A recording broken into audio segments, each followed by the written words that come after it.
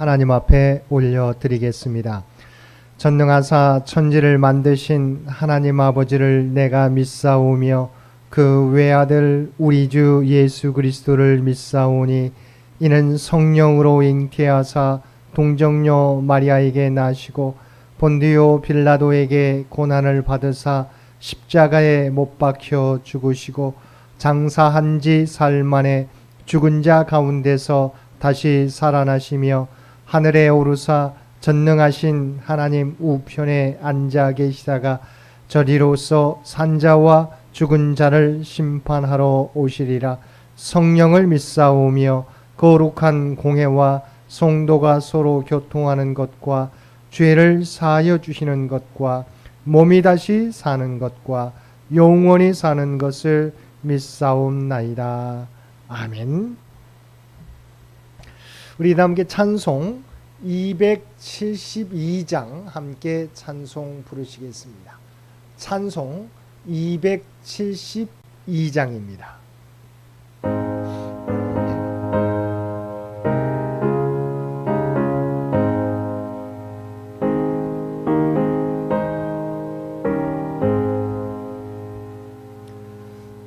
고통의 멍에 벗으려고 예수께로 나갑니다. 자유와 기쁨 베푸시는 주께로 갑니다. 병든 내 몸이 튼튼하고 빈궁한 삶이 부해지며 죄악을 벗어버리려고 주께로 갑니다. 낭패와 실망당한 뒤에 예수께로 나갑니다. 십자가 은혜 받으려고 주께로 갑니다. 슬프던 마음 위로받고 이 생의 풍파 잔잔하며 영광의 찬송 부르려고 주께로 갑니다. 교만한 마음을 내버리고 예수께로 나갑니다. 복되신 말씀 따르려고 주께로 갑니다. 실망한 이 몸이 물었고 예수의 크신 사랑받아 하늘의 기쁨 맛보려고 주께로 갑니다. 죽음의 길을 벗어나서 예수께로 나갑니다. 영원한 집을 바라보고 주께로 갑니다.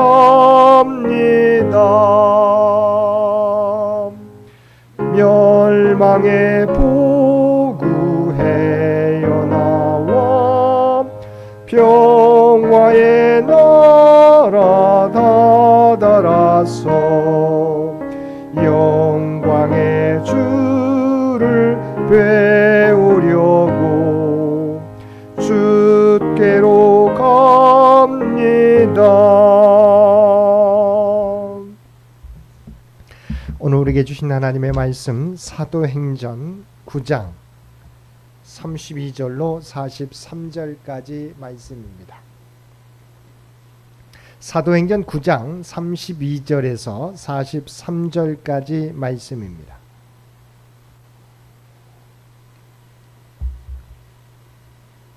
우리 주신 말씀 사도행전 9장 32절에서 43절까지 우리 한 절씩 교독합니다. 그때 베드로가 사방으로 두루 다니다가 룻다에 사는 성도들에게도 내려갔더니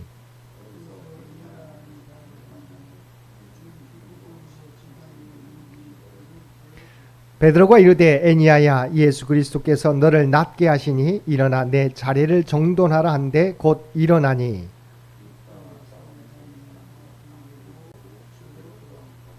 욥바에 다비다라 하는 여제자가 있으니 그 이름을 번역하면 도르가라. 선행과 구제하는 일이 심히 많더니 룻다가 욥바에서 가까운지라 제자들이 베드로가 거기 있음을 듣고 두 사람을 보내어 지체 말고 와 달라고 간청하여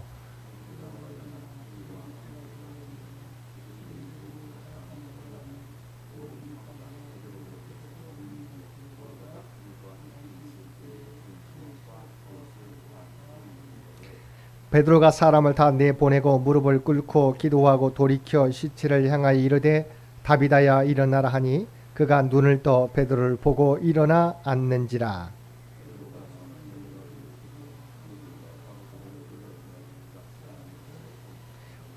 온 욥바 사람이 알고 많은 사람이 주를 믿더라. 베드로가 욥바에 여러 날 있어 시몬이라 하는 무두장이의 집에서 머무니라. 아멘. 오늘도 새벽을 깨우고 말씀과 기도로 수요일 하루를 시작하는 우리 모든 성도들 가운데 하나님의 놀라운 은혜가 언제나 함께하여 주시기를 주님의 이름으로 간절히 축원드립니다. 사도행전 8장에서 12장은 복음이 예루살렘을 넘어 유대와 사마리아, 수리아, 안디옥까지 확장되어 가는 과정을 기록하고 있는데 오늘 본문은 베드로의 팔레스타인 서부 지역 순회 전도에 관한 내용입니다. 32절을 보면 베드로가 사방으로 두루 다녔다고 말씀하고 있습니다. 즉 이곳저곳을 찾아다니며 순회 전도를 하였다는 말입니다. 그는 룻다에 사는 성도들에게 내려갔습니다. 스데반의 순교 후 예루살렘 교회 신자들은 유다와 사마리아 모든 땅으로 흩어졌는데 그중 일부가 룻다에도 간 것입니다. 룻다는 예루살렘에서 북서쪽으로 약 40km 떨어진 작은 마을이었습니다. 북서쪽으로 더 올라가면 본문에 나오는 지중해변에 있는 욥바에 다다르게 됩니다. 그런데 룻다에서 베드로는 애니야라는 사람을 만나게 됩니다. 이 애니야라고 하는 사람은 8년 동안 중풍병을 앓고 있다고 성경은 말씀하고 있습니다. 성경에는 그가 중풍병을 앓았다는 사실 외에는 더 이상의 어떤 기록도 없기에 그가 세상에서 명성 있는 사람은 아니었음을 나타내 줍니다. 그런데 주님께서는 베드로로 하여금 이 사람을 만나게 하시고 또한 그의 질병을 치우게 해 주셨습니다. 주님께서 그를 귀히 여기시고 사랑하셨다는 증거입니다. 이처럼 주님께서는 세상 사람들의 평가대로 사람들을 대하시는 것이 아니라 한 영혼에 대한 사랑을 가지고 모든 사람을 귀히 여기시고 사랑해 주시는 것입니다. 하나님 앞에서는 한 영혼 한 영혼이 모두 천하보다도 귀한 존재들이기 때문입니다. 35절을 보면 룻다와 사론에 거하는 사람들이 중풍병을 털고 침상에서 일어난 애니야를 보고 다 주께로 돌아왔다고 말씀하고 있습니다. 그들이 주께로 돌아왔던 것은 베드로를 통해 애니야에게 나타난 그리스도의 능력을 보았기 때문입니다. 이처럼 한 사람 삶 속에 나타난 하나님의 능력은 그 어떤 설교나 가르침보다도 더 큰 힘을 발휘하게 됩니다. 사실 사람들에게 그보다 더 큰 영향을 줄 수 있는 것은 없다고 해도 과언이 아닐 것입니다. 아무리 조리 있고 설득력 있는 말로 복음을 전한다고 해도 그 말을 증명할 수 있는 삶이 뒷받침되지 않는다면 그 말은 그리 큰 힘을 발휘하지 못할 것입니다. 하지만 비록 말을 잘하지 못한다고 할지라도 삶을 통해서 하나님의 능력을 나타낸다면 많은 사람들이 그 능력을 보고 하나님께로 나오게 되는 것입니다. 38절을 보면 욥바에 있는 제자들이 룻다에 있는 룻다에 베드로가 있음을 듣고 그에게 두 사람을 보내어 지체 말고 속히 오라고 간청하였습니다. 이처럼 욥바에 있는 제자들이 베드로에게 사람을 보내어 속히 오라고 간청한 이유는 혹여 베드로라면 죽은 다비다를 살려낼 수 있을 것이라는 소망이 있었기 때문입니다. 베드로가 욥바에 이르러 도르가라고도 하는 다비다가 누워있는 다락방에 올라갔을 때 그곳에 모인 모든 과부들이 울면서 그녀가 살아있을 때 지은 속옷과 겉옷을 다 내어 보였다고 하였습니다. 이와 같은 과부들의 모습은 다비다가 이 땅에서 과연 어떠한 삶을 살았는지를 보여주고 있는 것입니다. 그녀는 실로 많은 사람들로 하여금 그녀의 죽음을 진심으로 안타까워하며 애도하게 할 만큼 선하고 아름다운 삶을 살았던 것입니다. 여기서 우리는 죽음이 가진 또 다른 일면을 발견하게 됩니다. 죽음이란 실로 한 인간이 이 땅에서 어떤 삶을 살았는지에 대하여 가장 정확한 평가를 내리는 성적표라고 할 수 있는 것입니다. 이 땅에서 과연 어떠한 삶을 살았느냐에 따라서 그 사람의 죽음의 모습과 의미는 180도로 달라집니다. 만약 이 땅에서 다른 사람에게 은혜와 덕을 끼치며 선한 삶을 살았다면 그 사람의 죽음은 많은 사람들을 애통하게 만드는 슬픈 일이 될 것입니다. 하지만 그렇지 못하고 이 땅에서 수많은 불의와 악을 행하여 다른 사람들에게 피해만 끼치는 삶을 살았다면 그 사람의 죽음을 보며 애통해하는 사람들은 적을 것입니다. 40절을 보면 베드로가 사람들을 내어 보낸 이후에 하나님께 무릎을 꿇고 기도하고 죽은 다비다의 시체를 향하여 다비다야 일어나라고 하니 죽은 다비다가 다시 살아났다고 말씀하고 있습니다. 다비다로서는 실로 엄청난 은혜를 입게 된 것입니다. 죽었다가 살아나는 것보다 잃었던 생명을 다시 찾는 것보다 더 큰 은혜가 세상에 어디 있겠습니까? 그것은 이 세상에서 얻을 수 있는 가장 큰 은혜입니다. 성경은 베드로가 죽은 다비다를 향하여 다비다야 일어나라고 말하자 다비다가 눈을 뜨고 베드로를 보고 일어나 앉았다고 말씀하고 있습니다. 전적인 하나님의 권능으로 말미암아 다비다가 살아난 것입니다. 그런데 여기서 우리가 주목해 보아야 할 중요한 사실이 있습니다. 그것은 바로 다비다를 살려내는 하나님의 놀라운 권능이 다비다야 일어나라고 하는 베드로의 명령을 통해서 나타났다는 사실입니다. 즉 하나님께서 직접 다비다를 살려내시는 권능을 행하실 수 있으시지만 베드로를 통해서 당신의 권능을 나타내신 것입니다. 이것이 하나님이 일하시는 일반적인 방법입니다. 하나님께서는 당신의 권능을 나타내실 때 당신이 세우신 일꾼 곧 성도들을 통해서 그 권능을 나타내십니다. 성경을 보면 하나님은 아주 특별한 경우가 아니라면 대개 당신의 종들을 통해서 당신의 권능을 나타내 보이셨습니다. 이것은 오늘날에도 마찬가지입니다. 하나님께서 오늘날에도 여전히 당신이 세우신 일꾼들 곧 하나님의 백성을 통하여 당신의 권능을 나타내시기를 기뻐하십니다.